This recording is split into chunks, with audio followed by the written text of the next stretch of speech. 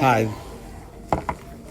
Hi, this is Sean Murphy for Back in the Day podcast, a look back at AAU grassroots basketball. This is a tribute episode to Dr. Aaron Wilson. That's right, famous Chester basketball and politician and just community statesman. I'm with Darrin Govens. Yes, if you think that sounds familiar, father of the two-time state champion, former St. Joe's Hawks, and what is it right now? Is he in France right now? And French basketball star. All right. Welcome, Darrin. Good morning, Murph. Good morning. We're going to talk about just Dr. Aaron Wilson and just how long you met him and where you met him. Just where did you meet Dr. Aaron Wilson? I met Dr. Aaron Wilson in the city of Chester in 1980. I was about 13. And he just came in the gym and seen I need some basketball players, and I went and tried out. What was he to you as far as a coach goes? Was he demanding? Was he like a father figure? Was he an older brother kind of thing? Was he a mentor? Was he just a coach back then? How did that in that first year?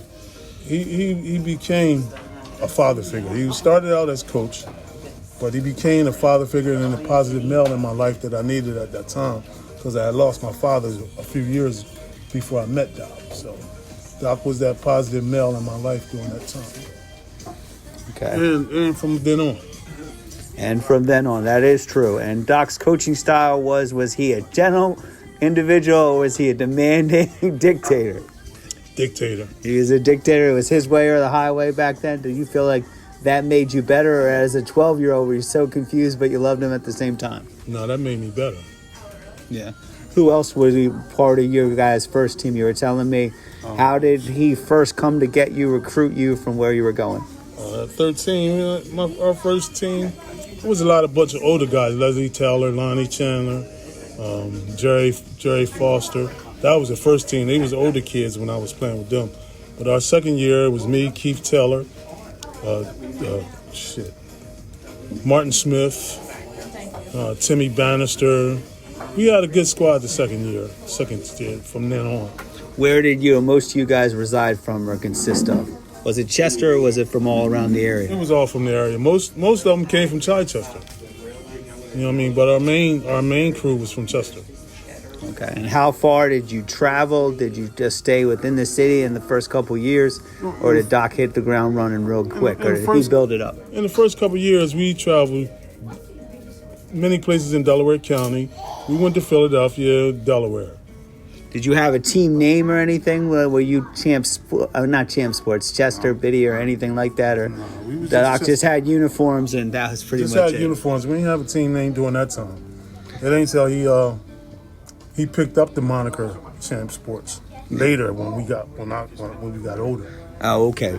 So you guys were one of the original Champ Sports idea that he had or whatever. I never met him. You're talking 1980. You said you first met Doc, right? Yeah.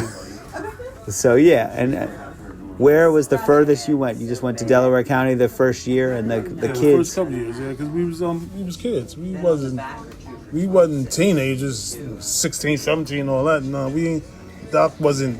It wasn't that built up yet. What was AAU? Was it just a chance to play and just prove yourself to the kids around the area? He brought AAU. Matter of fact, you know what?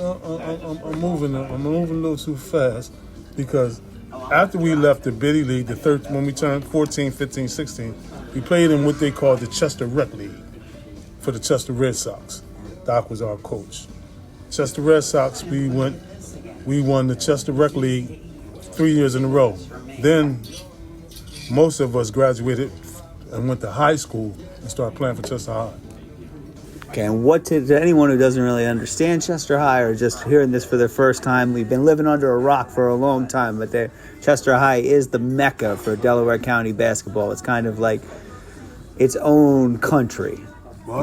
Sam Rhines was actually talking about Chester the other day, and he said Chester had more talent in the 5-mile radius of that town than most of the places in the city of Philadelphia. Could you at least agree? Or to that, there he said a lot of people, Whip Cooper, Jameer Nelson, Zane Shaw, Ray Carroll, obviously Darrin Govens, Noel Wilmore, Rondé Hollis Jefferson, Raleigh Jefferson. You'd probably stack up the best of Chester High against anyone's best. Wouldn't you agree? Frank never lied. I mean, he never lied, but it was many a talent way before them. It was a lot that came before for all of them. Before me, before my son, before Jameer, before Rondé, before all those. It was a lot of talent that came before them that just didn't get the recognition at Chester High during that time. Our 1983 state championship team was a team that started it all. Muhammad Jones, Steve Miller. I mean, you can go on and on. So, you know, it was those who came before them that paved the way for us. They was my role models doing them. Bayou Dean Twyman, you know, those guys was my role models that made me want to play for the high school. When you went in the high school gym, you said, I want to play here. And I went in the high school gym from 1975. I was going to Chester High basketball games. So, you know, I seen the talent from then on. Rudy Burton, Brent Hagwood. Oh, man, it was a whole lot of guys that came way before my kids and way before me. So, yeah, we had a mecca. Like Sam wasn't lying. There was more talent in that city of Chester than in the Falmouth Raiders. A lot of guys ain't push it forward.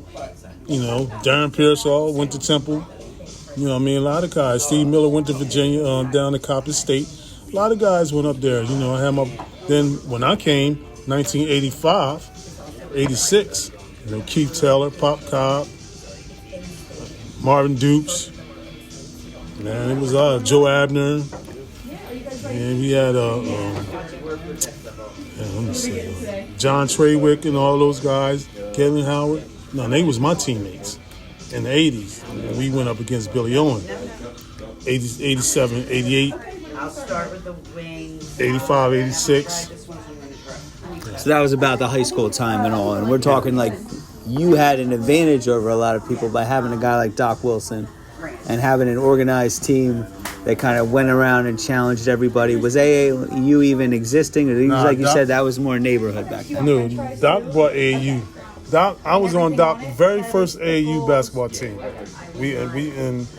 He hosted a tournament at Chester High. I think it was me, Shep Gardner, all of us. We were still playing for the high school. We was in high school, but Doc hosted the very first AAU tournament in the city of Chester at Chester High School, and we qualified and we went to Arkansas State that year. That was 87. Yeah, that was 87. No, matter of fact, yeah, that was 87. High school. Barkley went to Christiana. So you were in Arkansas at the AAU Nationals. So you guys qualified out of the Middle Atlantic region? Yeah, we came out Mid-Atlantic. And you said the guys on your roster from Chester were who? Just Shep Gardner. Me and Shep Gardner was the only two kids from Chester. And the other people on your team, where were they from? Who were they? Did they go on and play college? Oh, yeah, Clarence Armstrong. You know, it was so long, I can't remember all the names we had on the team. We had Vince Kern, Big Vince Kern. He went to play at the University of Pennsylvania. We had, I can't even. You know, they was my three main players. I can't remember nobody else. And AAU wasn't the craziness it was back then, but it was still probably like a collection of talent, though. That was the beginning of it. Yeah, that was the beginning. We went in the beginning when it was really called the Amateur Athletic Union. So it was just actually really getting started. That was the first national tournament during that time, man. And that was 87. Yeah, 87. Who did you play that was really good? Oh, man, I played against Harold Miner, Shaq, Stanley Roberts. Who was the boy? Went to North Carolina. George. Who was George? George Lynch? George Lynch. I played. They was with Virginia. There was a couple other guys. I can't remember, but it was quite a few. How'd you guys do, record-wise? We got our ass kicked. So winless, huh? Nah, we ain't go winless. We just say we made it out of our pool, but we ain't make it to no national championship or nothing like that. How was Doc in the hotel room, away from the game? Was he able to separate mentoring you guys on the road, or was it if you made a mistake in the game, did you hear about it for the whole week? Well, we didn't stay in the hotel room. We stayed in the dorms on campus. Okay, where was this tournament? Oh, you said Arkansas State. Arkansas State University. So every team stayed there, huh? Every team stayed there. Yeah, we stayed in Jonesboro, Arkansas. Yeah. Was recruiting? Did you get to see play in front of a lot of coaches back then? Yeah, a lot of coaches back then. Yeah. Did any of them recruit you, or any of the other guys? Arkansas State. I got my first offer from them. How were you doing in school, and how were you doing That's a whole different. That's a whole other story, episode. You know what I mean? By the time I got back, I was expecting my first child. And then my mother ended up sending me to California to go to school. Where was that? Los Angeles. I went to LA High. For my senior year. I went to LA High. I left Chester High. We once we lost the Billy Owens and them in semifinals, quarterfinals of the state championship in Pennsylvania. The next year I went to Chester. I went to Los Angeles. Went to California. How was that switching from one area to the other? Did you get homesick, especially with a child on the way? No, not at first. But when it was time for my son to be born, I got kind of homesick. How was your relationship with Doc? Was he trying to push you to stay in LA? Did he have plans for you? Did he want you to do a certain thing? Were you in agreement with what was going on? Nah, Doc ain't want me to go, and Doc ain't like it.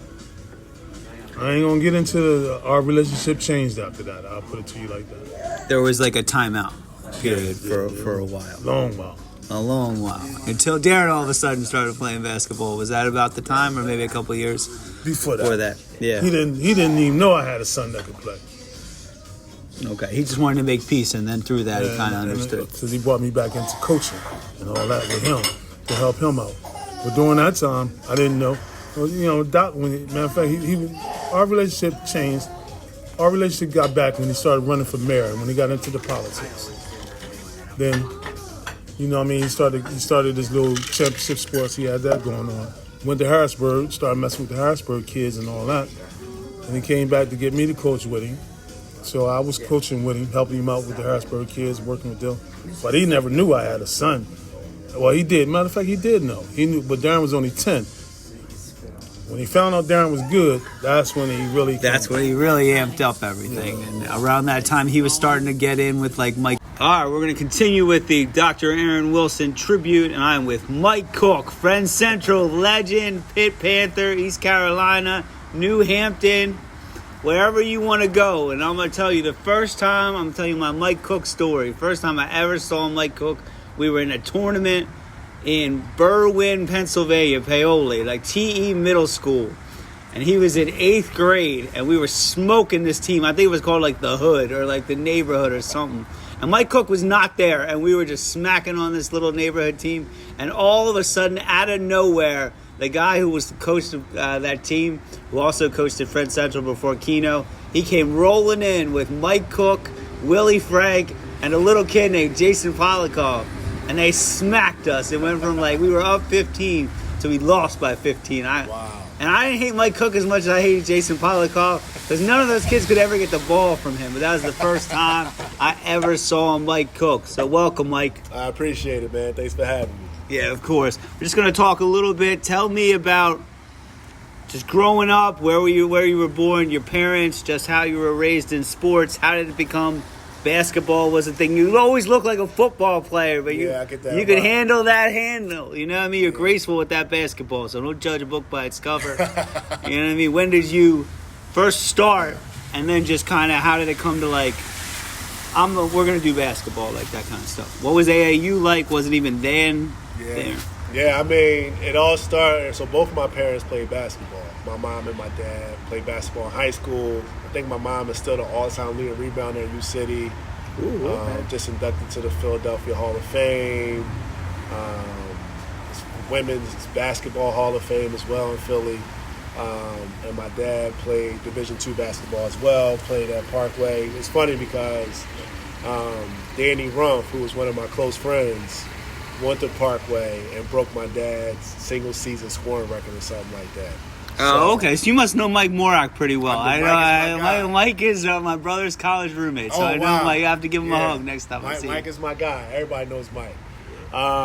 But just from the beginning, man, I think everybody says I first started playing basketball probably at the age of 5 or 6. It was sort of like natural. My Uncle Wright had a gym down the bottom. Mantua Rec Center. He was just kind of like the director or something down there. We would go there definitely every day in the summertime, and then during the school year, maybe every weekend, we'll work out with the older guys, the Rashid Broken Barrels, my cousin Marcus Rosser, Hakeem Warwick's a little older than me, Will Chavis. That's Hakeem Warwick from National champion, Syracuse, an NBA 10-year, 12-year veteran. Oh, yeah. He used to carry Mike Cook's bags, just shooting it out there to you, Skinny. Come a long way since then, though.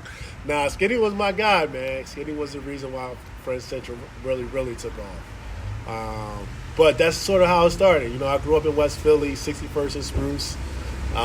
It was a house with me. It was probably about 4 or 5 families in there with my aunts, my uncles, my cousins. We all used to just pile in there. But, you know, my mom and my dad, we all lived there. My mom and my dad always wanted, you know, quote unquote, better for us, right? So they had their own experiences at, you know, the neighborhood schools, and they were like, we're just going to do more. So I think when I was about 10, I moved to Darby. My mom and dad saw it as a better opportunity. They were divorced at the time, but they always made a deal that they would stay close together, you know, for me and my brothers, which is really powerful and impactful for us. So I would say about 5, I started playing. 7, I think I got into my first league. I was playing with like 11-year-olds. My mom and my dad always made me play up. And then I would say by the time I was 12, 13 is when I really, really started taking it seriously. You know, I started, you know, playing with, it was a neighborhood team. It's a team from Seattle. Used to come and play us down the bottom.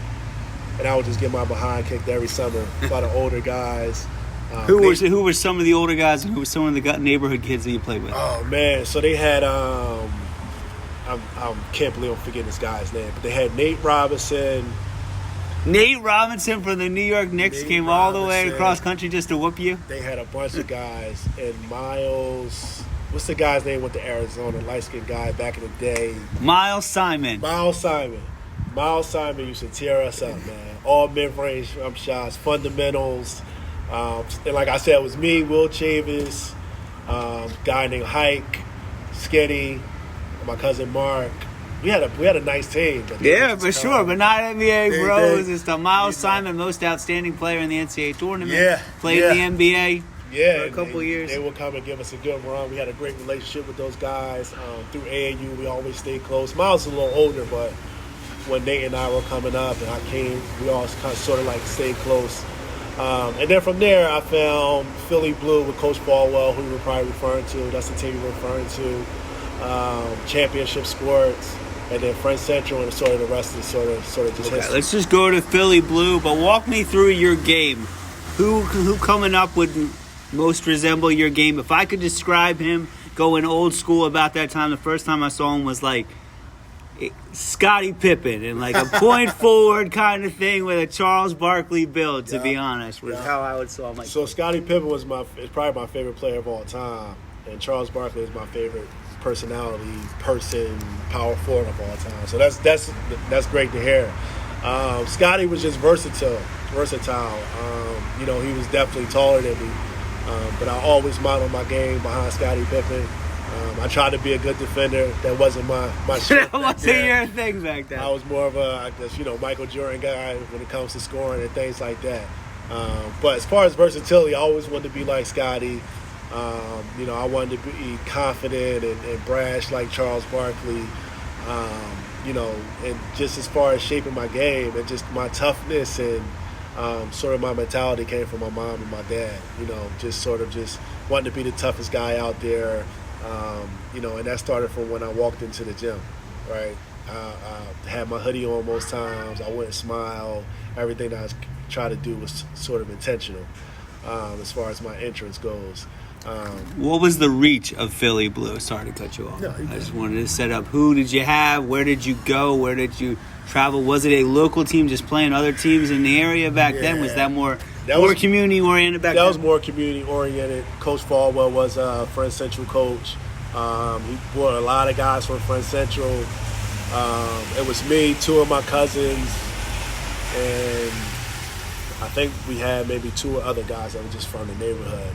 But other than that, it was just a neighborhood team. We just would go up to Chester, go to Berwyn. We would sort of go wherever there was a tournament, and we would go in there and just try to win as many games as possible. And this was before, recruiting and all that stuff was a thing. Like, we weren't trying to be seen by any college coaches or high school coaches. We just wanted to go hoop, and Coach Farwell gave us that opportunity. And you had Willie Frank, right, who went on to Haverford College, and Jason Polikoff, those guys, state championship coach. Yeah. The first time around, the second time around was not as kind to him. Jay, sometimes you can't go back to the well, but you were replacing a legend. Love you, Ryan Tozer. Like I said, the hardest kid to get a ball from, that little midget, man. None of those kids could get that ball that day. How many years did Philly Blue roll together?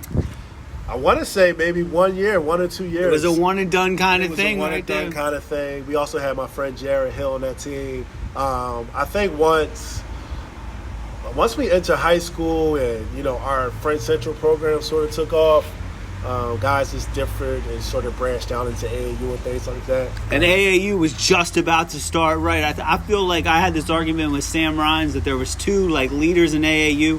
For the guys a little bit older than you, like me, Kobe Bryant was the guy, but then there was a little dip where it kind of quieted for a little bit, and then DeJuan Wagner got involved with John Allen and a team called Del Val, and that kind of reignited AAU in the region to a level it never had been before. Yeah, I remember that team. I think we actually played that team.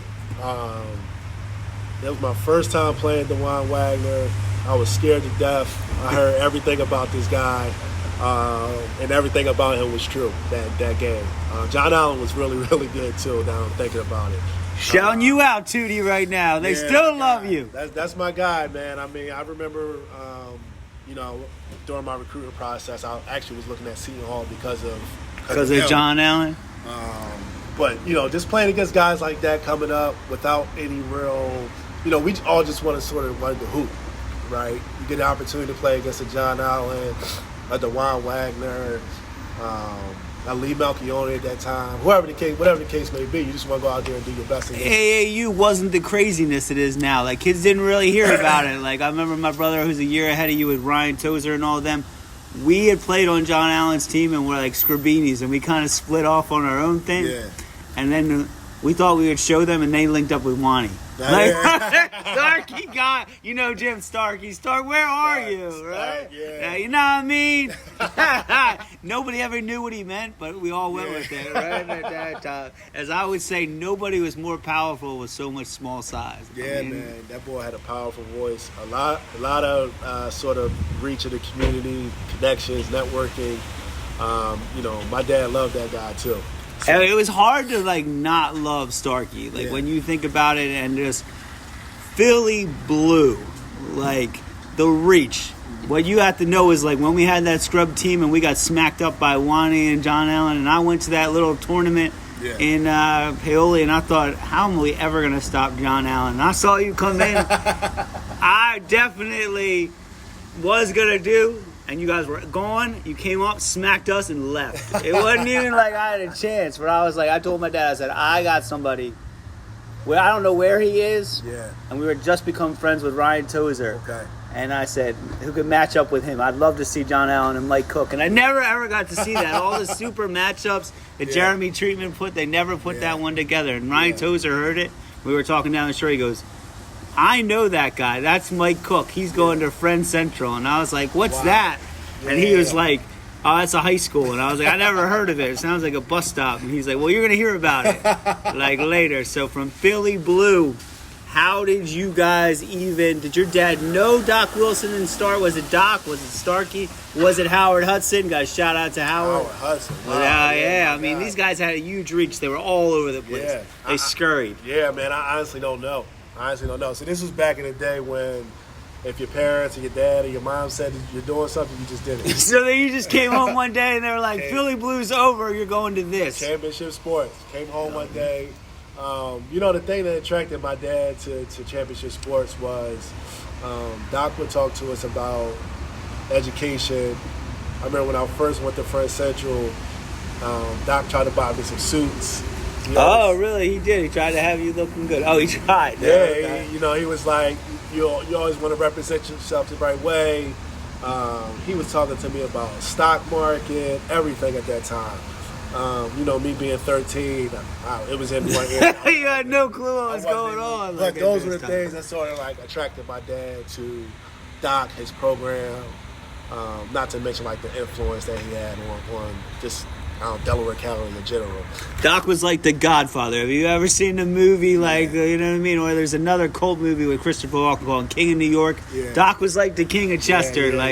He just was all over the place all the time. And his reach was, like we said, all over Delaware County, not just Chester.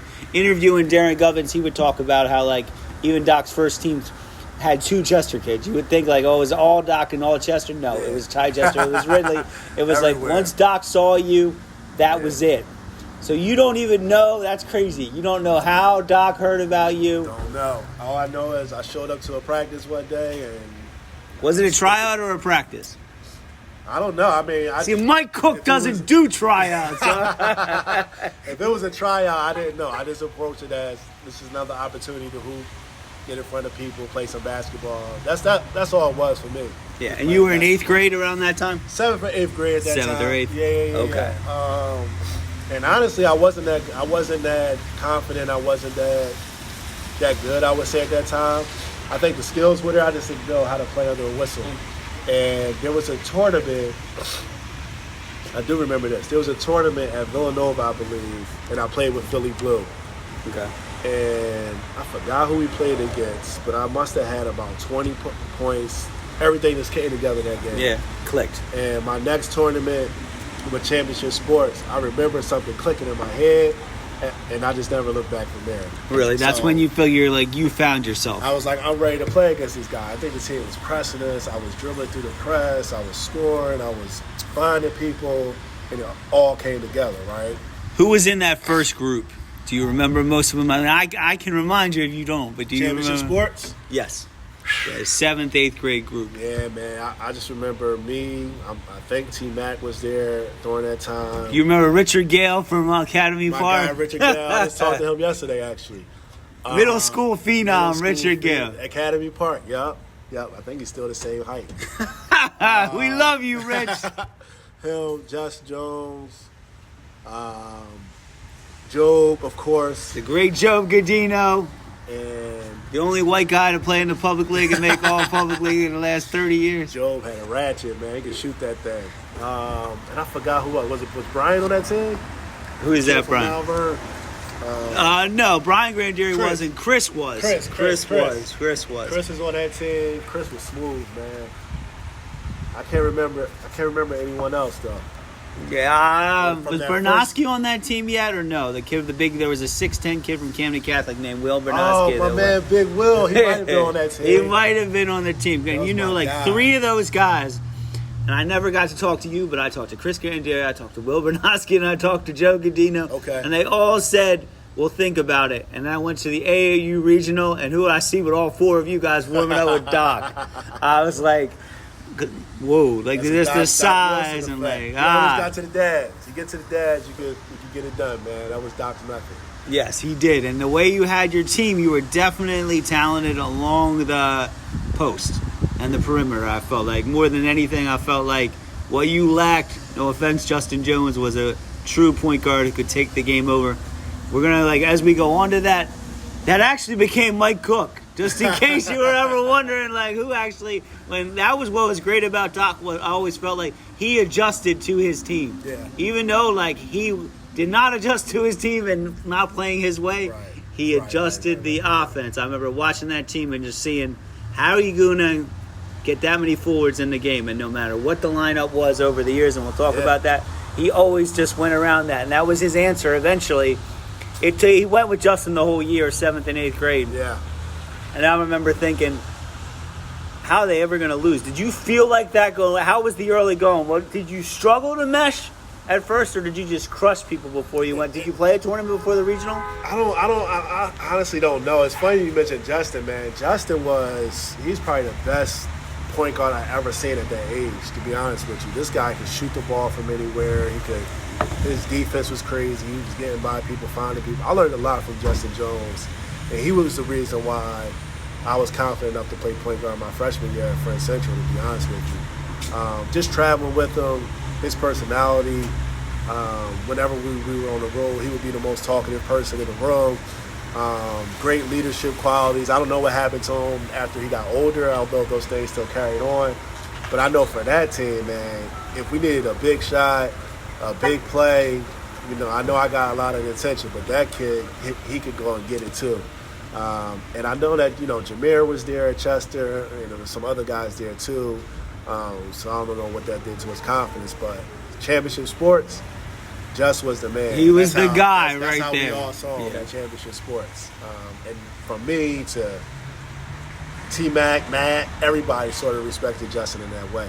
Talk about Doc on the road. Talk about the guys. Were you like family? Were you like, did he laugh and all? Somebody could say Doc literally could be going from having a joke to cursing you out to back down a joke all over. Yeah, man, those van rides were different. Doc he was probably one of the funniest old heads that I ever been around. That's why him and my dad got along actually. But like you said, if you said one thing wrong, got out of line, he would sort of bark on you. He would sort of just shut you straight.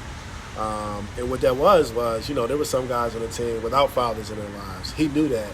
And if you did have a father in your life, he didn't care, right? And I think all of our dads respected that, because when you're sending your 12, 13-year-old kid away, you want to know that kid is being protected and guided in the right way.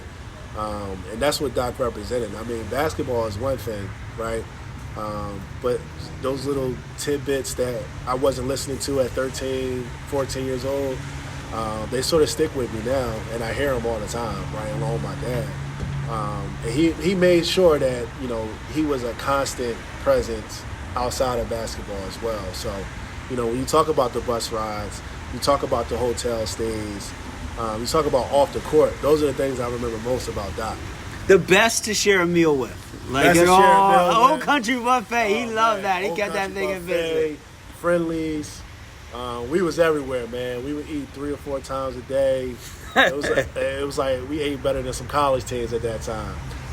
But like Doc, man, it was no budget. There was no limit to the access that we had to him. He was just a good dude. He really took care of us during our middle school and some high school years too. What was that like wearing? Did you know the lineage of Champ Sports? That like it was going back since like 1987 when he first decided like I'm gonna have a partnership with Champ Sports. It actually was like the regional's first sponsored team. Not like a shoe sponsored team, but like a conglomerate kind of thing. Yeah. I had no clue. I didn't know until you told me. Oh, really? Yeah. I didn't know until I interviewed Darrin Govens, who you remember from St. Joe's and that kind of thing. His father was on the first team, Champ Sports ever. Oh, wow. Okay. And he said, like, even back then, he said Doc actually is responsible for AAU in this area. That actually, Doc being the forethinker, back then they had 2 kinds of circuits. I'm sure your dad explained that. Because from Raleigh, your dad coming from Public League, it was like the travel team and then the AAU. There was different. But the travel team would only go to the city. Right. It was all like somebody like your dad could have played AAU in a reach, and even though he went to D2 and ended up at Fresno State. Right. Whereas like by playing local, you were told to be loyal. Doc was the first one that was like, excuse my language, forget being loyal. You look out for yourself. We're going to always expand that. And he told the guys, he had a meeting. He tried to invite everybody in, and they all said, you're nuts. There's no way. No one's going to go to Iowa or California or Vegas to ever go to AAU. And now you look at it. You know what I mean? It's crazy. It is, man. No, I mean, that was just Doc, man. I mean, he always put the kids first. You know what I'm saying? And, part of that thinking is I'm thinking outside of the system. I'm thinking outside of the adults in the room. And thinking about the kids is providing more opportunities. Did you ever realize how powerful he was, or were you guys just 13-year-old kids that were like, I just want an extra Sunday at Friendly's? Oh, we all knew how powerful he was. He carried himself that way when he walked in. Yeah, it was kind of amazing. He had the deep voice, the big hands. He's yelling the whole game. You can see how people sort of interact to him, gravitate to him. And like I said, he kept us protected from the AAU nonsense too, right? So that's a power within itself. I always like to say, everyone wasn't as blessed as me to have a dad and a mom in their life, especially the ones that I have. And he sort of just provided that for kids on our team, man. And, when you think about that, on a small level, as far as power goes, that's really all you need at 13, 12 years old, right? You need somebody there to sort of protect you. So that's what Doc represented. Then when we started traveling, just the way he would sort of just walk into a big crowded gym, put your bags right here, and people would clear out of his way. You kind of just saw like the impact of having a strong presence, right? So you learn those things from him as well. But just overall, he was just a great dude, powerful dude. But he also commanded and demanded that people viewed him that way too. Talk about Terrence Mack just a little bit, just playing with him. As we talked about, not everyone may remember the Mike Cook days. I think probably one of the most underrated players in the state of Pennsylvania was Terrence Mack, because he played with 4 other guys who a break or two away from the NBA. Nobody went, but everyone had that chance of you know what I mean? But Terrence Mack, no one talks about other than man. You know what I mean? They talk about Gerald Henderson, but if you look at the stats, and before, Terrence Mack didn't get to play with Wayne Ellington. Terrence Mack didn't get to play with Mike Yoakum. It was Terrence Mack and 3 guys named Larry back then. How good was he? Yeah, T-Mac was really good, man. Probably the strongest person I ever met in my life. So T-Mac, the thing that I loved about T-Mac is that I could be myself. So I would tell T-Mac, just get the rebound. As soon as you get the rebound, just throw it up court. I'm going to be on the break. That's how I got out of my points, a lot of my dunks. And he never yelled at me about it. He never cussed at me about it. He sort of knew his role, but he could also get 30 on any given night. So T-Mac was one of those guys was like, you go ahead and do your thing. Whenever you need me, I got you type of person. Even to this day, no ego. He's not entitled. He doesn't feel entitled to anything. He was a perfect role player, but he was a superstar. Not a superstar role player. T-Mac was a superstar. Yeah, I mean, he had a great career at college. Everyone used to be like, what happened? And it was like, nothing. He just finally is now by himself where he deserved to be. Yeah, and, we could talk about that later, but, as far as the NBA thing goes, that's tough, right? Only 5,000 people playing in the league or something like that. It's tough.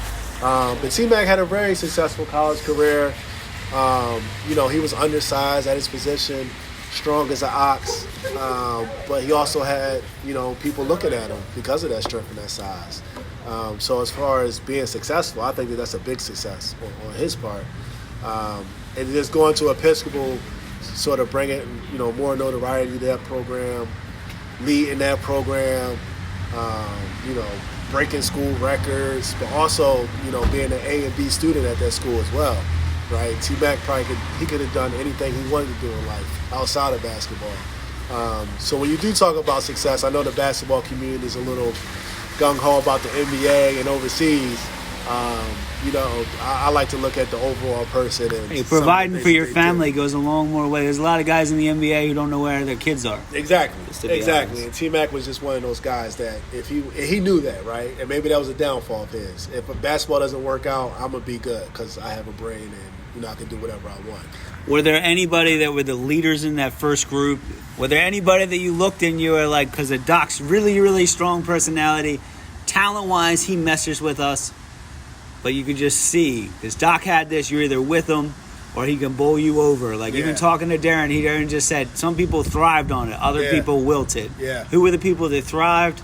Who were the really good players that wilted and just didn't last? I mean, at first it was T-Mac. To be honest with you, it took T-Mac a while to get used to Doc. T-Mac was shooting fadeaways, shooting the mid-range. Doc wanted him to rebound. Doc wanted him to bully people. So they will always clash, man. Always clash. And then one time, like with me, it just clicked for T-Mac, and the rest is sort of just history. But Doc always says, and my dad said, they were always so proud of T-Mac because he didn't quit. Like Doc would yell at this guy, cuss him out every single game. Nobody got it worse than Justin. I'm sorry. I used to watch him with Justin. Oh, really? You don't remember Justin? Justin was the golden child to me. Oh, okay. See, that's what I wanted to hear. But T-Mac got it bad, man. But T-Mac just stuck with it. Like I said, he had one of those personalities where it wasn't like he didn't care, but he would just take it all on the shoulders and sort of just roll with the punches, man. But Just probably got it because he was a point guard. he was responsible for all of us. You know, he had his own ego. He had to control all of our egos and things like that. But T-Mac was the one that sort of got it and, you know, just really stuck with it. How was one thing that always stood out for us, like about you guys, especially even in the younger ages, and this probably challenges like your perception of people, that when you look back later as an older kid, like, why did that fascinate me so much? The way you guys were never late, always early, always ready, always like ready to go, like, you know what I mean? Yeah. 40 minutes early, Yeah. stretching and that kind of thing, and the punctuality that you guys did. Was that Doc? Was that your guys? Was that just a result of the Doc went out and got the guys that fit how he was going to do things? Yeah, I mean, we hated it, right? I mean, at 13 kids, we 14-year-old You don't want to kids. be there 40 minutes early watching other games, 30 minutes of warming up.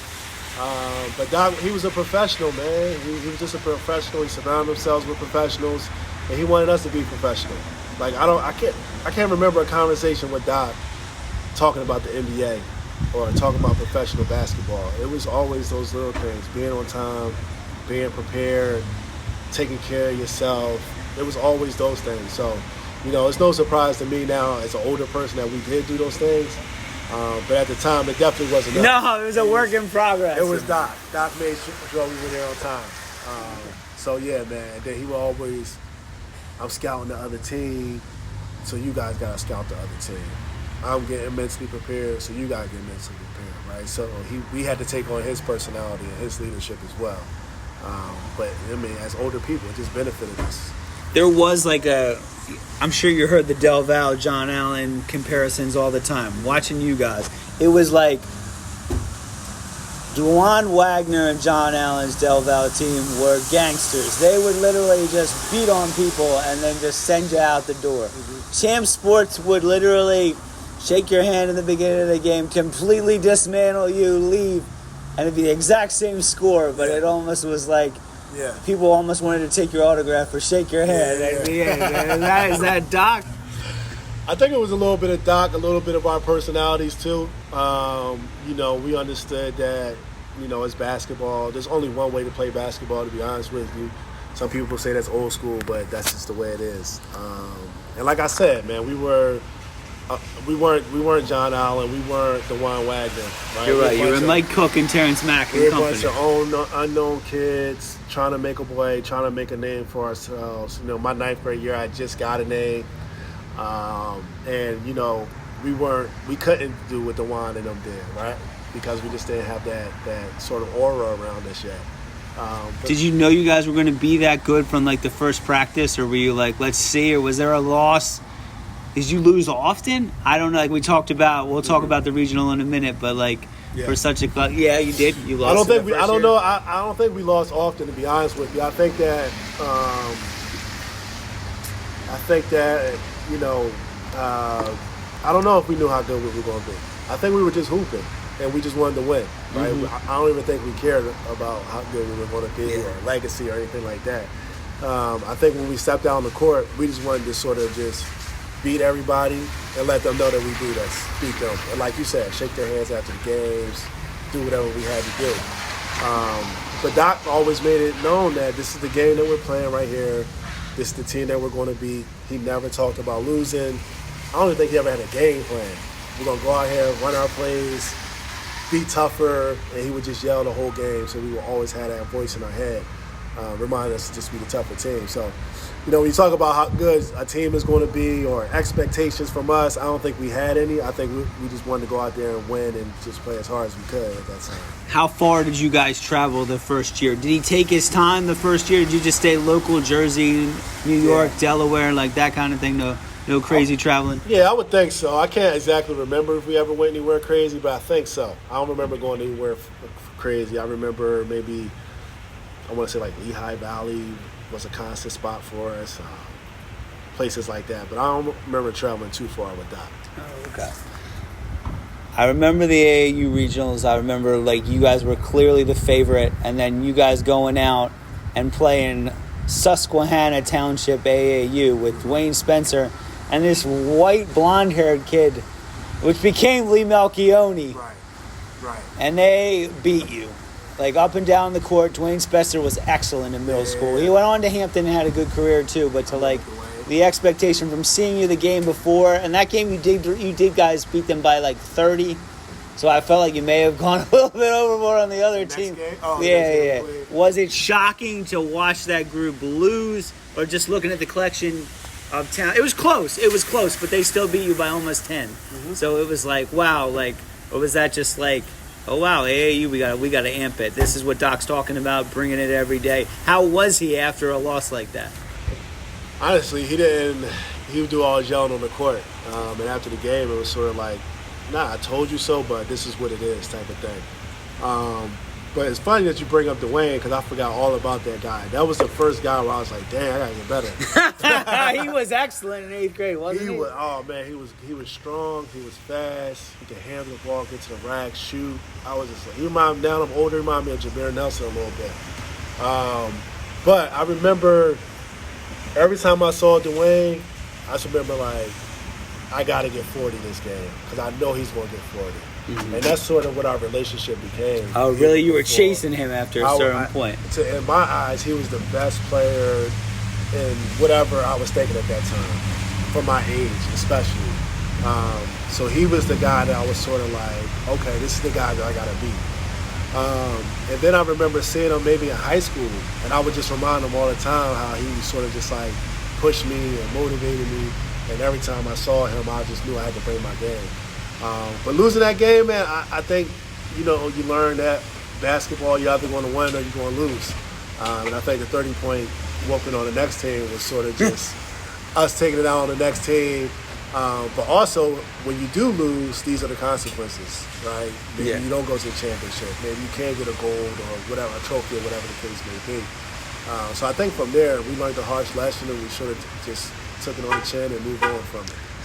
They followed up with then playing Adam Lane and Lehigh Valley, and they smacked you up too. He had a really great game. I didn't even know who he was. He didn't even really look like a basketball player, if you remember him. He went to Navy, and he played a little bit with you guys, I think, back and forth.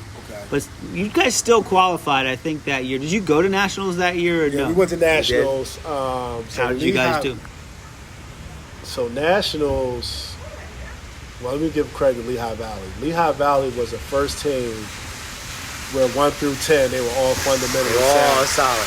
And I learned so much from playing them about backdoor cuts, screening, pace. Like, people always tell me how, I'm deceptively quick, deceptively fast. I play slow. A lot of that came from playing against Lehigh Valley as a young kid. But going to Nationals, I think it's the same year.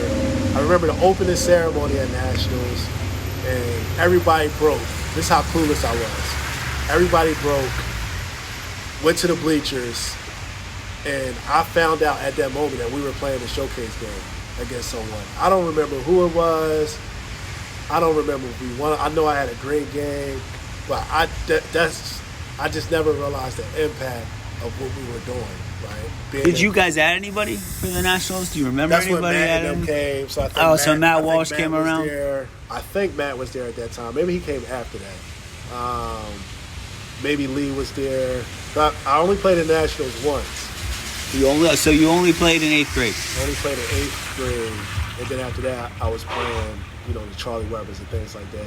Because that AAU was starting to get bigger. Sponsored teams were starting to roll around, right? Hunting Park and all that. Yeah, I think so, man. I mean, honestly. You still weren't paying that much attention. Doc's world right then, right? Yeah, I mean, even in that, I was just hooping. Like, and my dad said we were going to play ball here. That's where I was. I just wanted to play. Okay. Yeah. And you started going to Friends Central in that summer. And the adjustment of going from public school, were you in public school or charter school? Public school, yeah. To a place that academically challenging, was it a big adjustment? It was a big adjustment, man. It was like you're going from a class of 30, 32 kids to a class of 16 kids. You gotta participate in classes, class discussions, there's a bunch of projects, group work. It was just a different learning style, along with it being, a higher standard of academics as well. So that was a big time adjustment for me, 9th and 10th grade, where I had the ability to do it. I just didn't have the study habits. I just didn't have the habits. And honestly, it really didn't click until maybe my 11th, 12th grade year. But luckily, I had people like Jason Polygoff to sort of take me in, show me the ropes. Ryan driving me to school, talking to me in the morning, sort of giving me some tips. But then my coaches, Coach Falwell, who was a teacher there, went to school there, would help me out a lot. And then Keno Terrell came. This guy has a PhD. He was all about academics and sports as well. So they sort of guided me. It took me a while to get it, but it was definitely a big adjustment, man. Yeah, and Friends Central was about never really a power ever, and then all of a sudden starting to win some close games and having a young base. Because, like I said, we met Ryan at the Shore, and he was a freshman, and he had a good freshman year, but they were still 5-18 or something. Yeah. And then next year they were 8 or a couple games over 500. No, next year I came.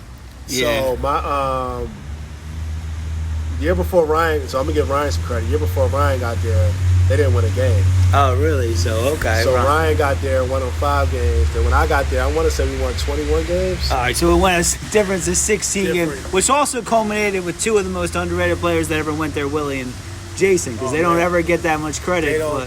Man, Willie had the best up and under that I ever saw in my life in the post. Jason Polygoff was the smartest point guard that I played with up to that time. Like you said, no one could take the ball from him, could shoot the ball. You look at the Drek that gets Division I's now, and I'm not saying they were Division I players. They would be looking at Willie Frank and Jason Polygoff, the way they played. They would have gotten some looks. Ryan Tozer would have been a mid-major player. Ryan Tozer could shoot.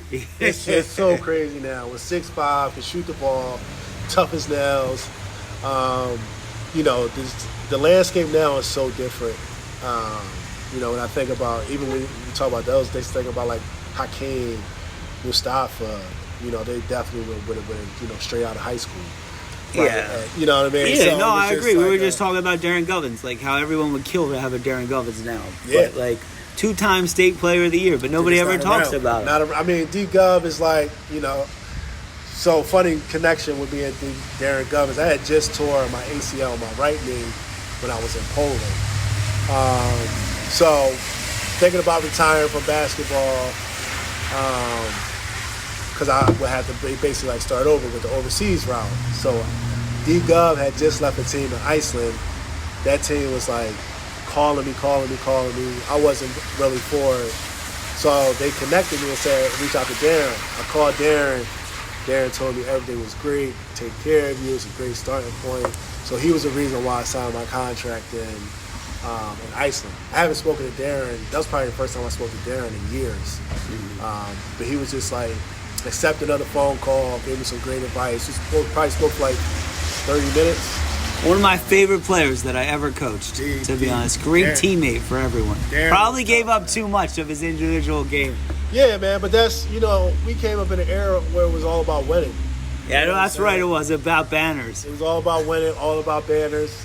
That's why a lot of us had the opportunity to play Division I basketball, because we put winning first. Was recruiting starting at that point, or do you feel like AAU, because you were still, as you went into the 9th grade time, you were still young, and it hadn't gotten to the point where it is now, where kids get offers, which they're never going to get when they're seniors. They get offered when they're 9th graders now. Yeah, I think I had when you talk about a general sense, I think I had a different experience than the general population. I was getting letters and things. So a letter then is an offer now.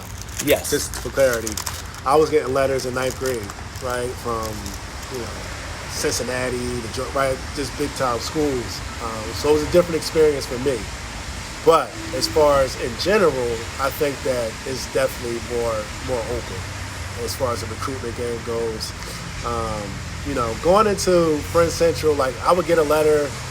This is just me being young. I would tear it up and maybe throw it in the trash. I just didn't understand. Oh, really? Oh, okay. Right? You weren't hanging it up like most people. No. That stuff just wasn't important to me. And a lot of that is, lack of just people telling me about the process, right?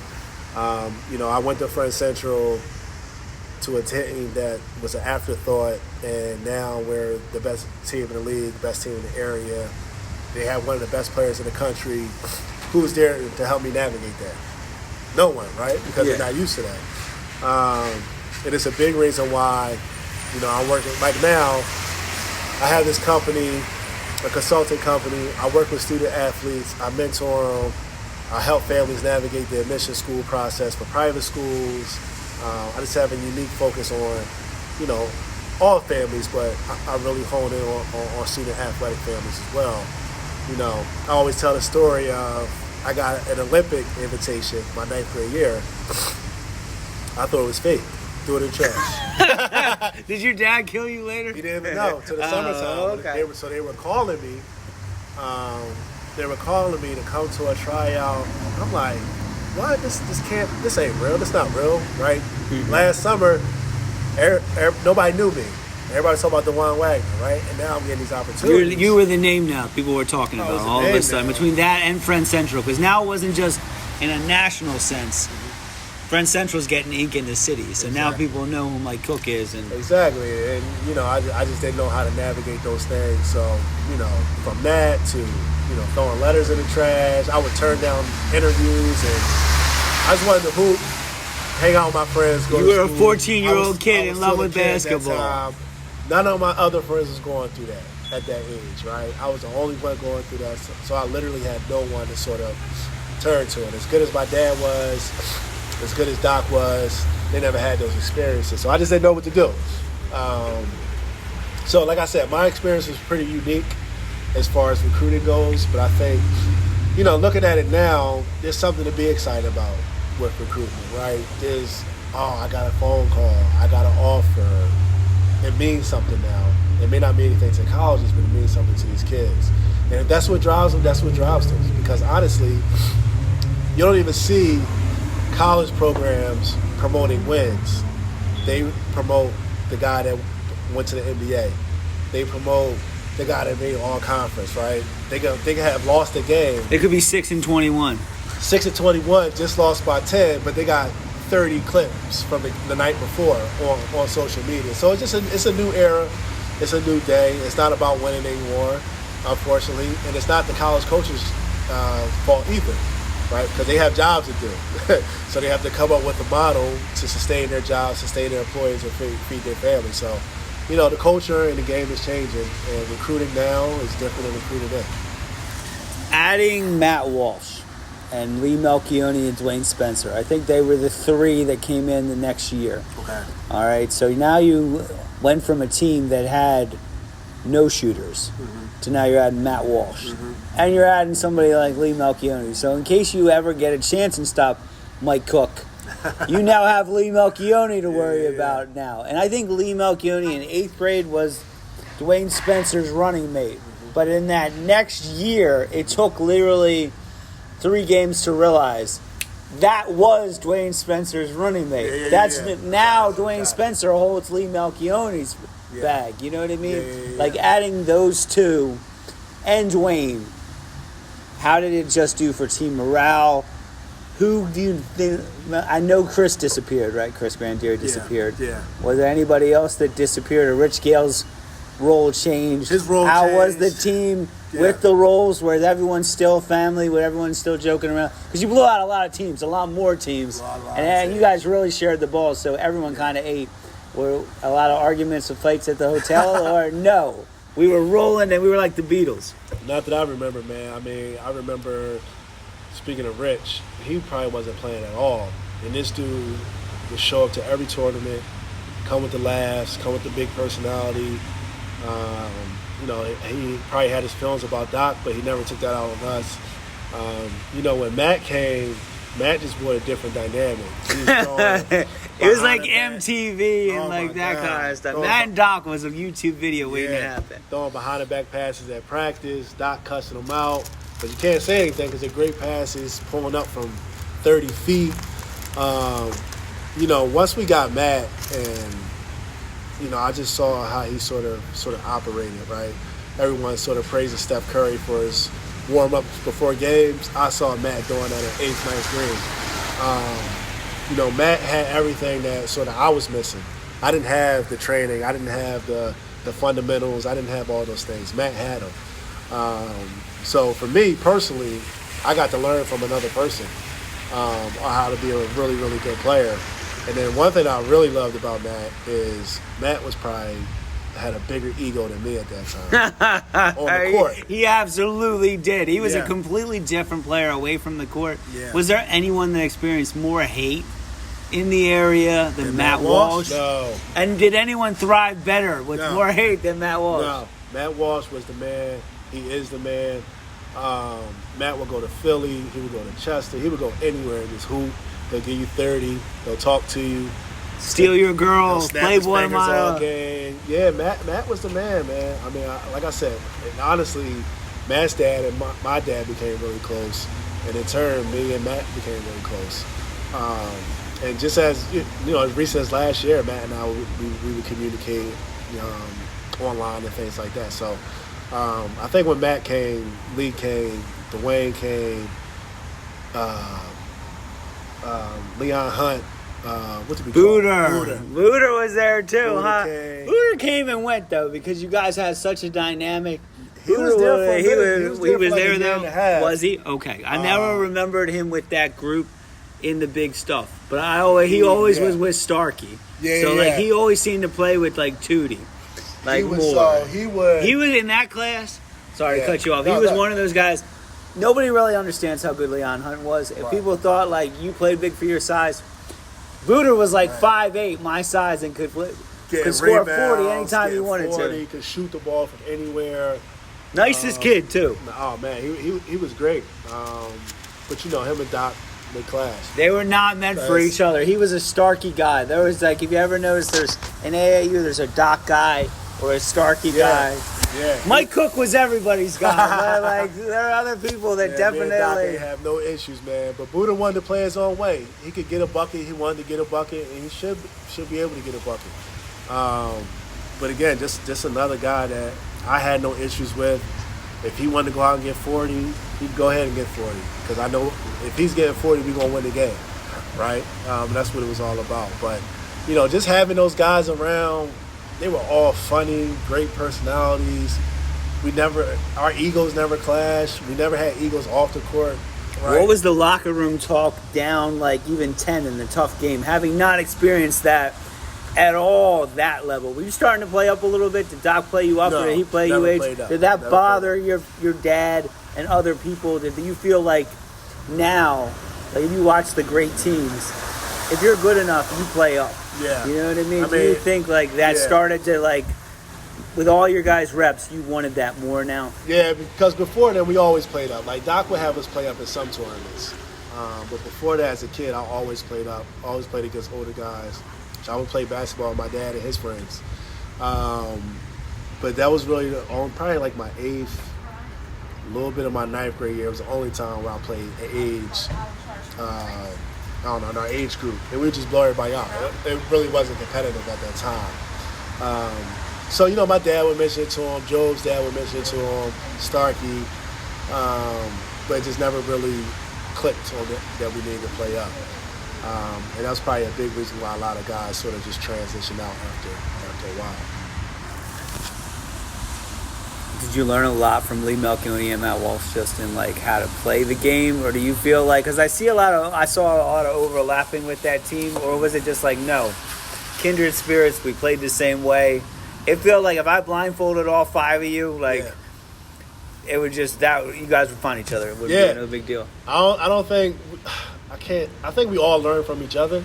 I don't know if I learned a lot from them, but I definitely learned how to be more of a complete teammate, sort of fit into a system, fit into a team with other talented people, learn how to play with guys that were just as good as me or better, all things that sort of translate to life.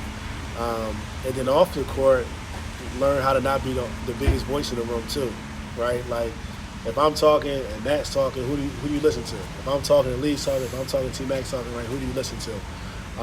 Or who gets the stage? Who's going to tell the joke at that time, right?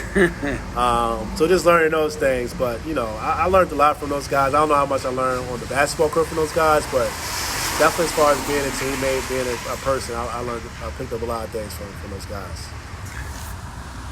recruiting was going well. Was Hoop Scoop was like all over the place by then, starting to rank people. Yeah. Were you starting to read your press, or was your dad really good at keeping you grounded and just be like, you don't read any of that nonsense? I mean, I always tell people that this is a flaw of mine in high school. I never read anything about myself. That's a plus. I mean, it's a plus, but I never really got into it. Mm-hmm. Right, so when I would go to tournaments and they were like, "Oh, that's such and such," I had no idea who this person was, and I would still go out and do my thing, but I just didn't know, who that person was. I think the first time I read something was after we won Charlie Weber. Hakeem had just got MVP of the tournament, and I made all tournament. We had just beat Ryan Gomes in the championship for Connecticut Select. Oh, okay. This is with Positive Image. Mm-hmm.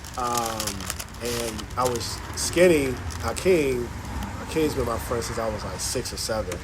So I was checking up on him, his ranking, and blah, blah, blah. And then it showed my class.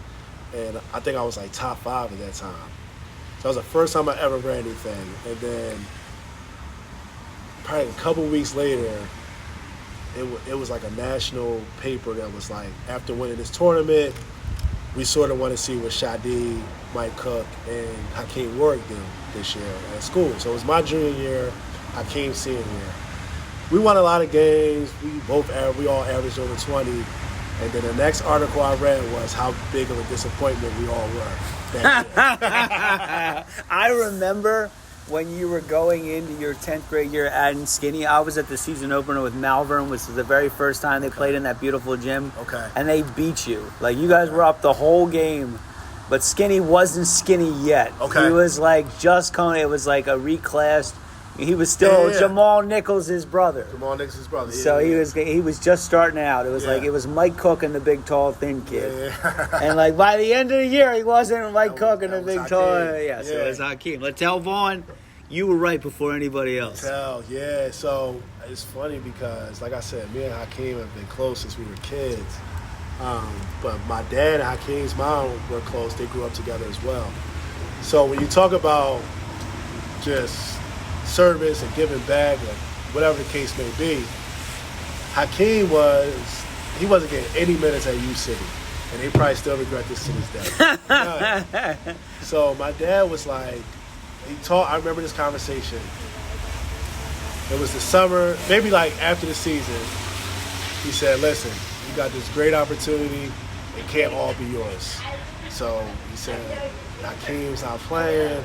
I'm going to try to get into the school. I'm going to talk to such and such, blah, blah, blah, blah, blah." They went through the process, and the rest is sort of like history. But, just because we're on a podcast, whenever you have an opportunity to sort of like, I hate using this term, but like reach back and pull someone else up, you should do it. Because, obviously, I'm not taking credit for anything that Hakeem has accomplished in his life. He was going to be who he was regardless. But if that opportunity wasn't provided, who knows? Or that access wasn't given, maybe he doesn't go to Syracuse and win a national championship, have a 10-year NBA. You know what I'm saying? So it's not a matter of taking credit, but it's a matter of other people sort of reaching back, sacrificing your game. Like, I had to sacrifice a lot, right? When Mustafa came, Shadi came, I couldn't play the point guard anymore. Shadi had to play the point guard, right? I can't be the 2, I can't be the 3, right? I had to be the 1, 2, 3, and 4 now. So if you're talented enough to do it, you can do it. But you always want to provide an opportunity for people, share the access, share the wealth. And because from there, from 1998 to about 2016, Central was on the top. Right, so and that's what it was about back then. I know it's a lot different now, jumping from school to school, program to program, but establishing a legacy that lives long after you're gone, while you're here, that should be the goal. And a lot of that happens by sort of just pulling people up along with you and sort of building things around you. How was Doc with the changing culture of the rankings and people wanting to play up? Like you said, just disagreeing. Did he discuss it? Did he laugh it off? Did he just ignore it? We never said anything to him as kids. I think that came from our parents. He basically just ignored it. Doc did for us what he thought was right. To be honest with you. Yeah, for sure. We were all great players. We were all getting exposure. And, you know, he just sort of thought that was enough. When you were in ninth grade, did you guys all of a sudden expand now with the rankings and like everything? Now tournaments called Doc. Yeah. And now tournaments called probably when they can't get Doc. I would even almost bet you they called your dad. They called and my like dad, Matt Walsh's dad to make sure. Hey, we called Doc. He didn't return our call. We wanted you to go to Providence or Detroit. I'm pretty sure that happened. So we started traveling a little more. We started seeing exposure, but we were still playing our age group. Right, we were still dominating, still winning all these tournaments. So it just, I mean, when you get a group of kids that's good, we want to play against the best. We don't want to win by 30. We want to be in those challenging games, and it's not about being recruited. We just want to play against the best players in the country. What were some of the best games you played? For that team? Teams, yeah, with those teams. What teams did you play? What players did you play? I always heard the famous DC Assault. James White smoked them by 40. I would beat them by 40. I remember that game. We beat them. I think they had David Hawkins. They had all those guys. Chevy Troutman and Torrance. What's Torrance name for Williamsport? Torrance Johnson. Torrance you beat Johnson. Starkey in them? No, we lost them. Okay. They beat us. Okay, they were good. Chevy and Torrance. Torrance should have came out of high school. We played Wani and OG, and I forgot where we played them at. I don't know if John out. Tootie wasn't on that team at that time. I want to say we won that game actually. Those are probably the most memorable ones. I always remember battles in middle school against Canel Sanchez. We played at Drexel. I remember Cannell back, especially back Penn Jersey when he was Penn there Jersey. coming up. He was it. He was a grown man in high school. Like I said, just a guy that had everything I did. He was fundamentally sound, everything that I wasn't. So he always sort of raised my level when I played against him. I can't really remember too many games, man. No, were there just so many games after a while they overlap. many Like games that overlap. seemed like every time you're playing in all those tournaments. What was that tournament? Was it Jeffrey Butler and Norristown like that everybody played in? Oh yeah, I forgot about that one. And then the one in Delaware, Battle on the Blacktop with Okay. Coverdale and that kind of stuff. Like we all like I ran into Cover the other day. He was saying a bunch of teams played in that. Yeah. Doc, do Go you ahead. think he ever regretted putting you guys up so everyone could see you? Or do you feel like y'all were just so talented, that's what happens, and they were going to find you regardless? It was going to Doc happen found regardless. you, It so was going to happen else. regardless, man. I think Doc, I don't think he regrets anything. I think he gave a bunch of kids an opportunity to sort of get exposure, travel, come together, have a great experience. After I left the team, Doc and my fathers still talk. My dad was at the funeral. I did see him. I sat with him. With Darrin. Yeah, like the relationship was still there. As a competitor, he probably regrets it, but as far as this as a man and a mentor, a leader, I don't think he did. What came down with Matt leaving? Like, when I went to the Philly Regional, my brother's team played you in the championship of Freehold, New Jersey, or something like that. It was with Dave Glasser from Malvern and Franny Person from Episcopal. They were on that team. Franny. They had you, and then you took over, and they lost. They don't say it, but something happened with Matt at that tournament, and then in the regional, Matt was with Philly Hoop B team, and then that was the last ride for everybody because I saw your dad, and I said, "Yeah, how about Matt?" And your dad goes, "He ain't the only one." And he said, "Just stay tuned." He's like, "I don't want to get into it because of that." But what was it like losing Matt and then just the wheels? Man, losing Matt was heartbreaking. I mean, that was one of those. So just as a friend, man, Matt was just a guy that I could talk to. Like I said, when I'm coming up, I didn't have anybody to sort of relate to as far as exposure, being a great player at that time. And Matt was that, right? Or he wanted to be that if he wasn't that already. So he and I clicked right away. So when he left, not only were you losing a skilled player, you also losing like a great teammate. But Matt he wanted more, right? Like, I don't think it was like a thing where, oh, this is the Mike Cook show, I'm out of here. I think it was a thing where I want to play up. I want more exposure. I want me and Mike and Taryn. I want all of us to sort of have this. But as you can see now, and some of the things that he's doing now, Matt is just a very ambitious person, and he's just going to go after what he wants, even at that age. So losing him was definitely you feel a loss like that. You know what I mean? Matt can play the 1 through 5 in high school. By then, you had had Dustin Salisbury too, and there was who was the white kid from Vineland, New Jersey. There was a shooter, Colin something or whatever. Colin, yup. Yeah. So we added Dustin, Colin, we added Perry Patterson. We definitely reloaded. Perry played quarterback at Syracuse, played in high school with Dustin. Lamar Patterson, big brother. Yeah. Was a 6'5", 230 point guard. Ran the show for us, got us all open shots. We had Big Cass from Downingtown. We still had, I think T-Mac was still on that team. We still had players. Yeah, no, I mean, everyone finished. Everyone finished. We still won a lot of games, but, losing to Matt Walsh, that's just like, there's no sort of recovering from that.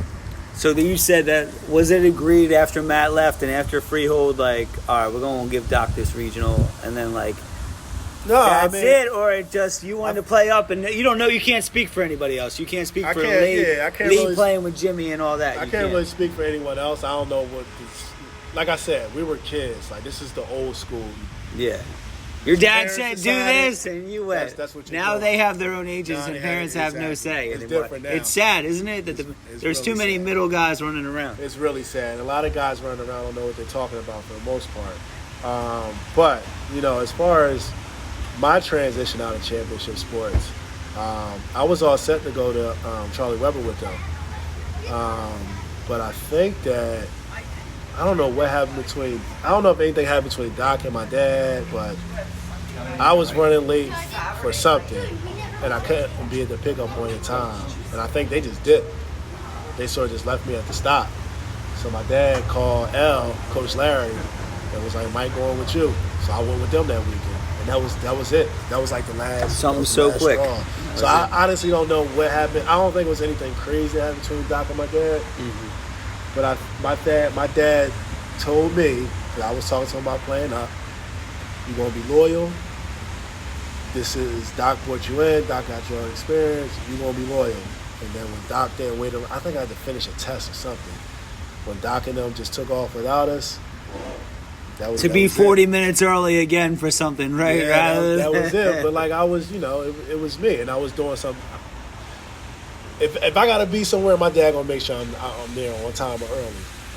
So for me to get left because I'm late for something, there was obviously a reason. I think I remember the reason. But that was the last straw for my dad. Me personally, I probably would have finished the tournament with him because I know that's what my dad really wanted me to do. But my dad never would have me crawling back to anyone, like, ever. I don't care who it is. So, and even after that, there was no hard feelings towards Doc from me or my pop. I love him. I just talked to Aaron months ago on Facebook. I still appreciate everything Doc did for me and for all of us. But that was sort of my decision. I feel like it was sort of forced for me to sort of make the jump to Positive Image at that time. And, it worked out. It worked out in a way that probably would have worked out the same way with Doc, but it just worked out with Coach Larry and Coach Bill. And Terrence, he followed the next year, the next month? T-Mac probably came. T-Mac was there for that tournament. He was already, so he was already. I want to say T-Mac left the same time I left, or maybe before me, because we would always pick T-Mac up to go down there sometimes, or we would catch a train together to meet at wherever we was meeting. So I want to say he left with me, or maybe before me. So we go down to Charlie Weber. This has to be my freshman and sophomore year. When we lost to that same DC assault team with James White, David Hawkins, and them. Got sent home early.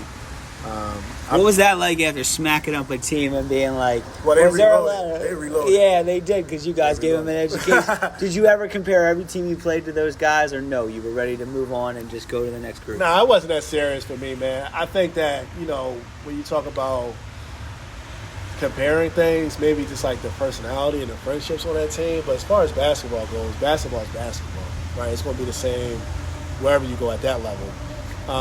So when I went to with Coach L, I had more of an opportunity to play on the perimeter. I will say that, to do things off the ball a lot. Coach L made sure that I didn't have the ball in my hands a lot because I was really good at that. And Coach L, what was really different between L and Coach Doc was like, get to the hole, put the ball in the basket. L was like, you won't get banged up, you ain't gonna make it to college playing like that.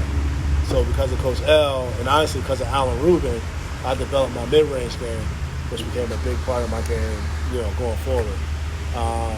So no, I really didn't compare, but it was a great experience on both ends. Okay. What was it like seeing Doc the very next year at the regional when you guys were at Positive Image and he comes up with Champ Sports? Yeah. Was it just like you looked at him as much as you would have looked at me or anybody else? He now is the opponent. Yeah. I'll hug you at the end, but Yeah. I'm getting this. It's always like that. I think there was a little more sauce because, being left on the court, not off the court. Being left. I never saw my dad visibly upset or disrespected, and that was the first time I ever seen that. So, anytime that I would see him or that team, I would definitely take it personal on the court. You guys did beat them like a drum. had to. I definitely see you. Because I saw you play in that regional game, and you literally could beat every team by 50, and you didn't do it as hard as you did that. And then they made the championship, so you had to do it to them again. Yeah, so we just wanted to make sure. So one thing, I didn't keep it a secret. My teammates definitely had my back in a way. That was positive for me. And my dad, he gave me a nice talk before the game about, he probably didn't have to, but he made sure, like, that's still Doc, right? So even if you are winning or however you feel about the situation, you show respect, which wasn't an issue for me.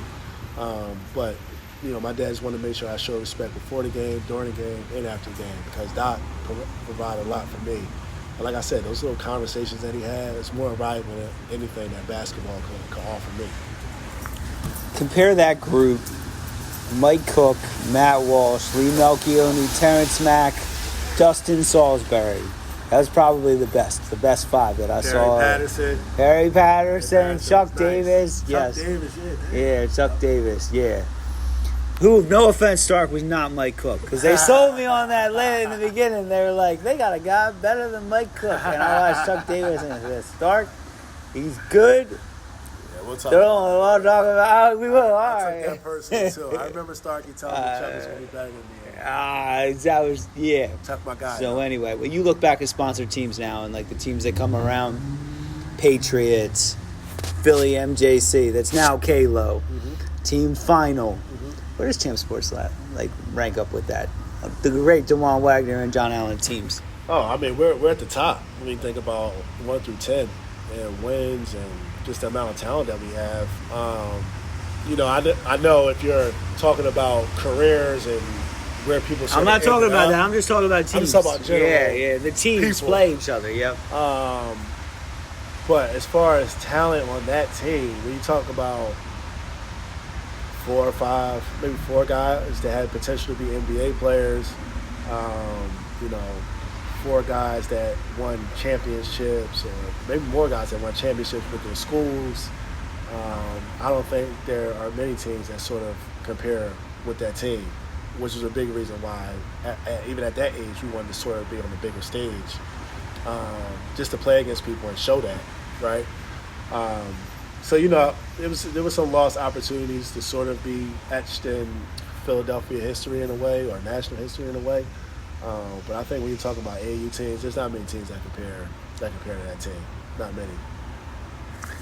Do you even when I think of those kids on that rooster, and I compare it even to people that I go out and see with the reps, it's just the overexposure now that they have to things. Not saying anything about a Tyreek Evans or anybody like that, you know what I mean? Yeah. But there were other people that were overrated compared to your class, especially that 2002. Because you guys were so solid all the way across the board. Do you think at times you took away shine from each other? Oh, absolutely. Okay. So I compare championship sports and Positive Image to my pit team.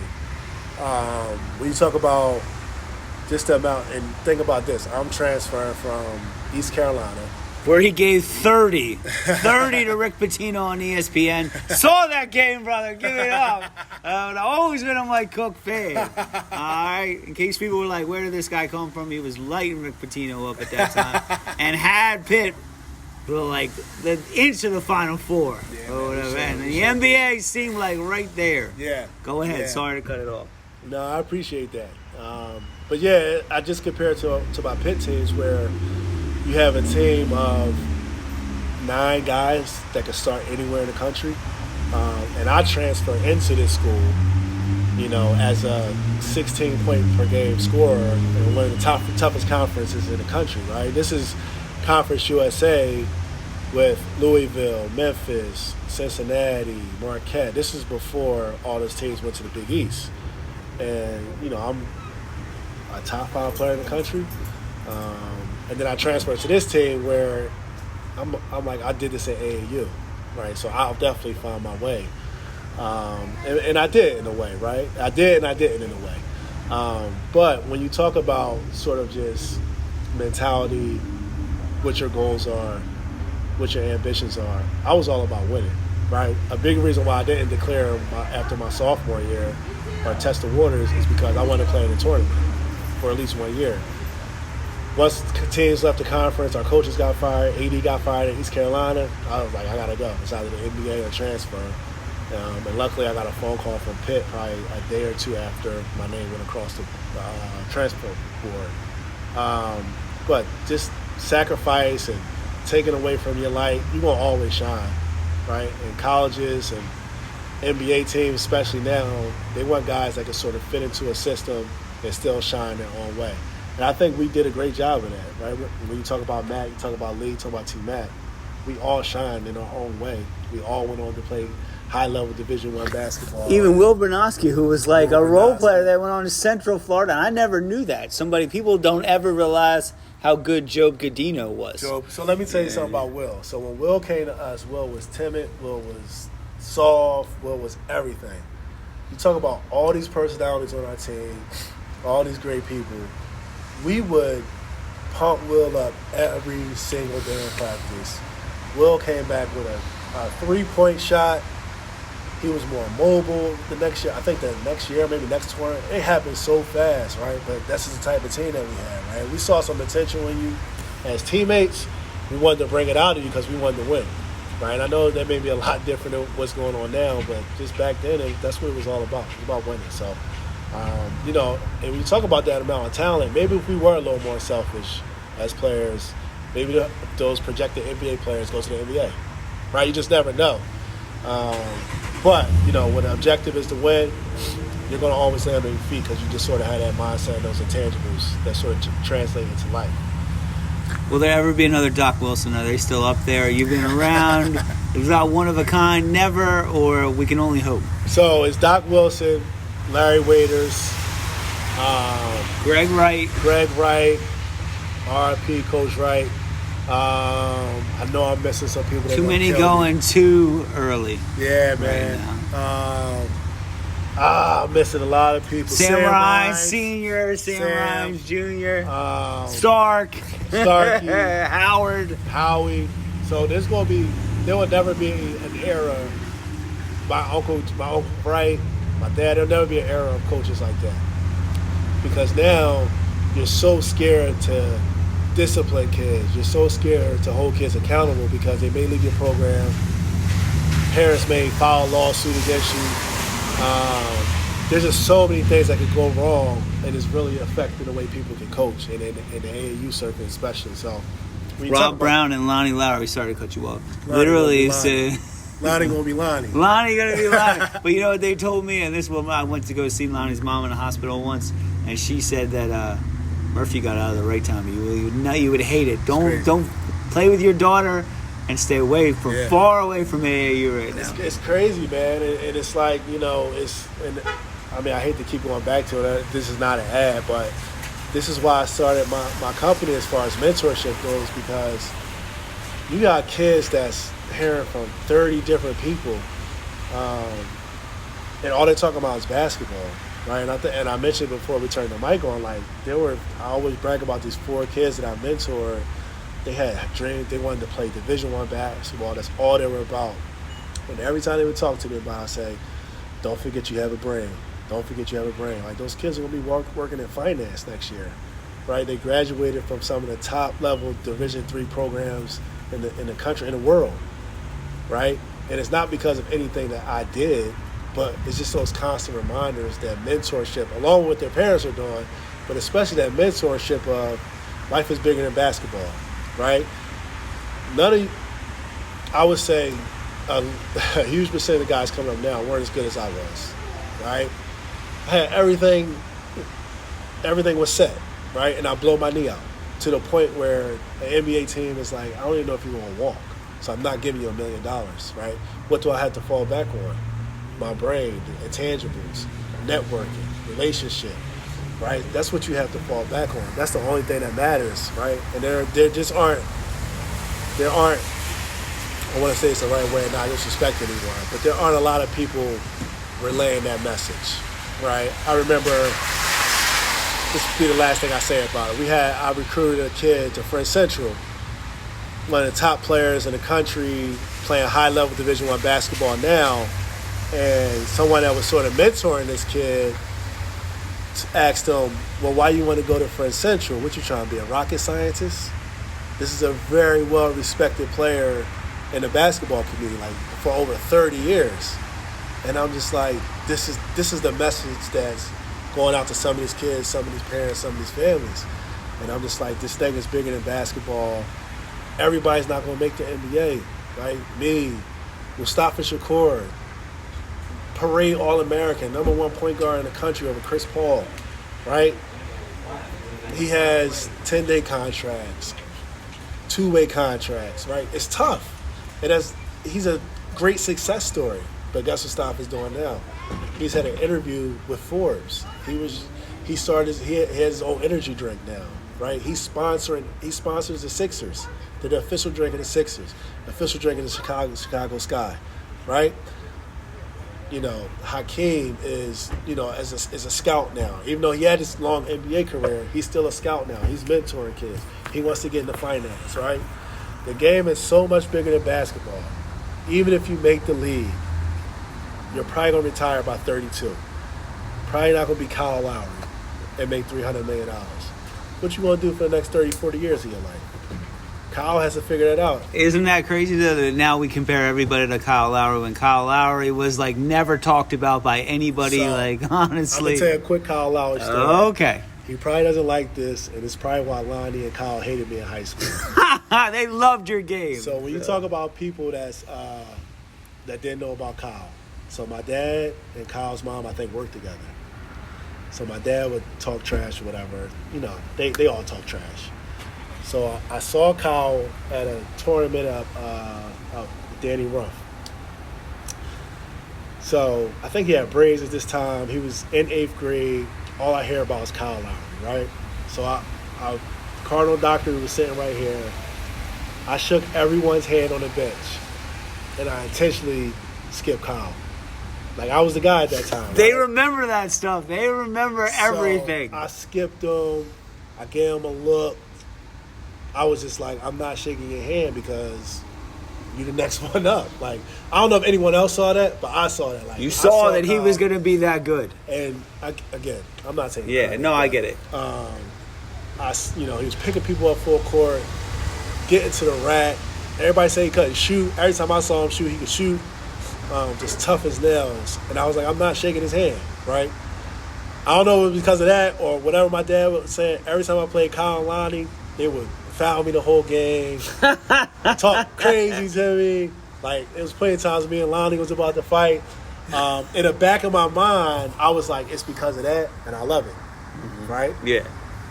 But it may be because of something else. So that's my Kyle story. Like, people may not have known him, but I knew who Kyle Lowry was. And I felt like, just like Hakeem, like, and other Shadi, I feel like it was my responsibility to know who these people are, right?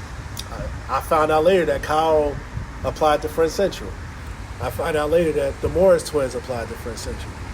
So, you can say whatever you want about me as this is not true, but anybody. When you talk about legacy now that I'm older, basketball-wise, what I could have been, what I wasn't, what I didn't do.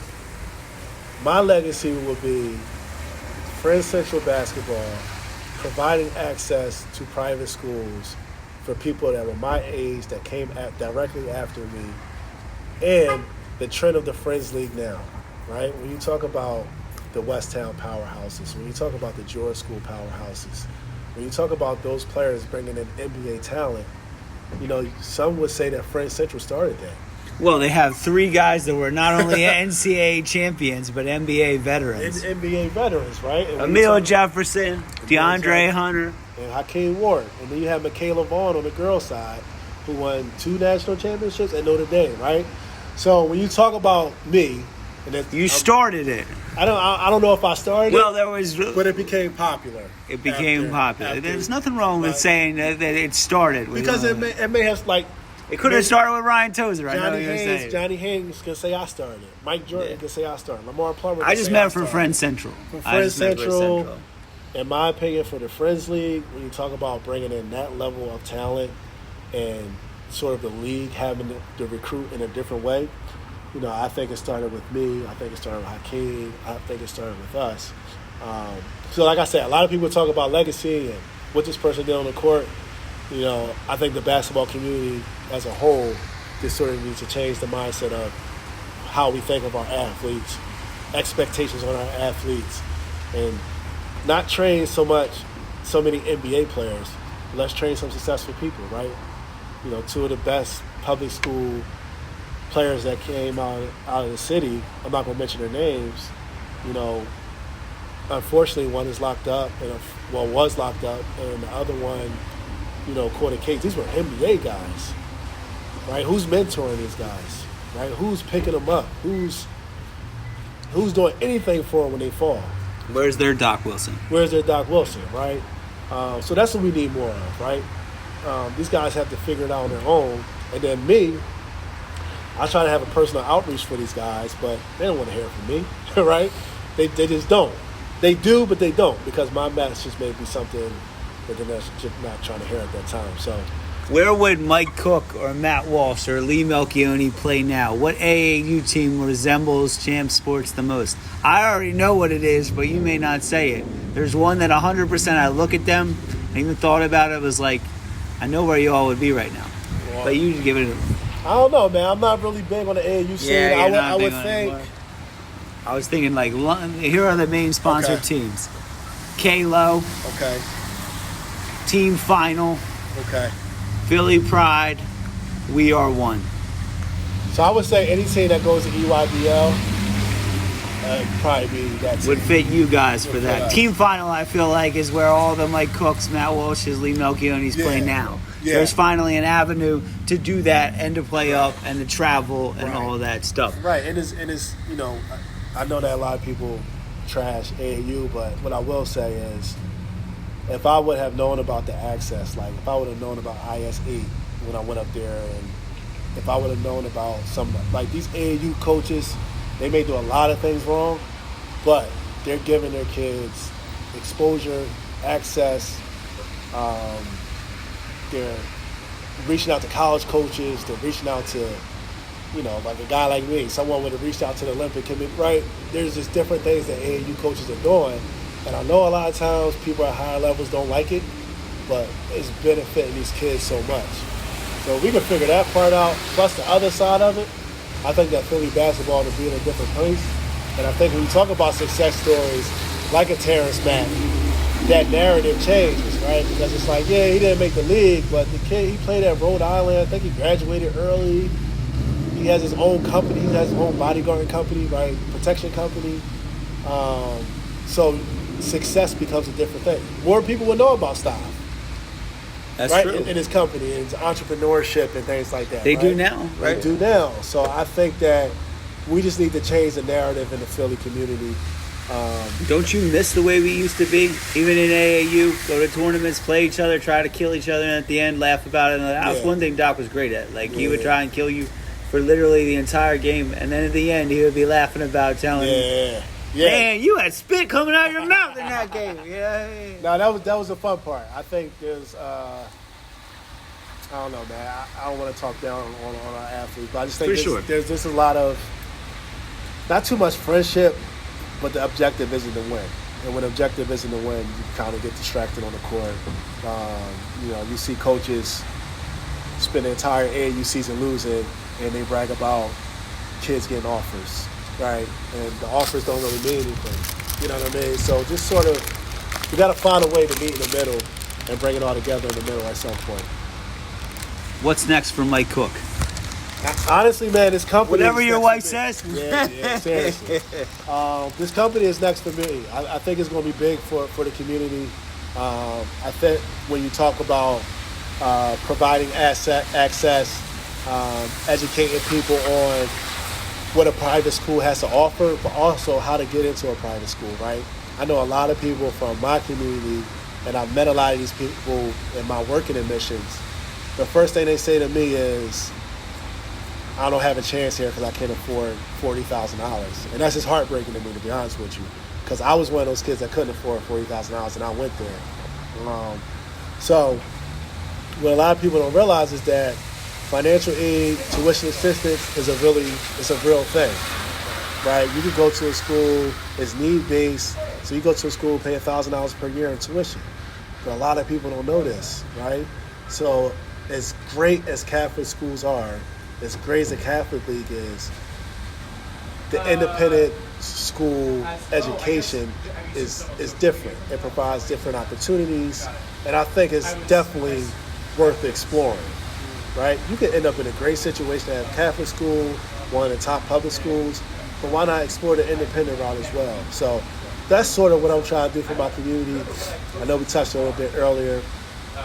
Mentor a lot of student athletes, high level, medium level, low level, not low level, but trying to work their way up. Always tell people, if I had Catino Mobley, John Salmons, as crazy as it sounds, Kobe Bryant, Dwayne, like guys like that as mentors, like, you know, I wasn't being recruited by the North Carolinas, the Dukes, the Arizonas, because when I was coming up, you had to have a position, right? Yeah, for sure. So what if Catino Mobley was like, yo, come to Rhode Island.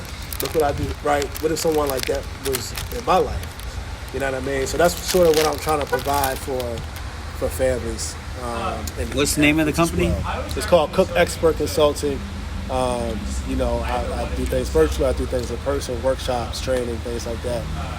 So just trying to educate as many people as I can, but also provide a one-to-one, intimate sort of experience for them as well, and whatever they're trying to do. So that's what's next for me, man. Take care of my two beautiful girls, getting them ready for school. My oldest starts basketball in the fall, so I'm excited about that. And just like you said, just following my wife's lead. You know, it's a new life for me, but it's great. I have a great life. I'm very blessed to be able to do some of the things and live the way I'm living after basketball. So I'm just trying to get back in any way I can. Thanks for coming, Mike. Sorry I kept you a little bit It's all later. good. I don't want to get you in too much of the doghouse. Appreciate you again. Have a great time. Hopefully this drops in the next month. All right, my man. All right. Appreciate Thank you, you. brother.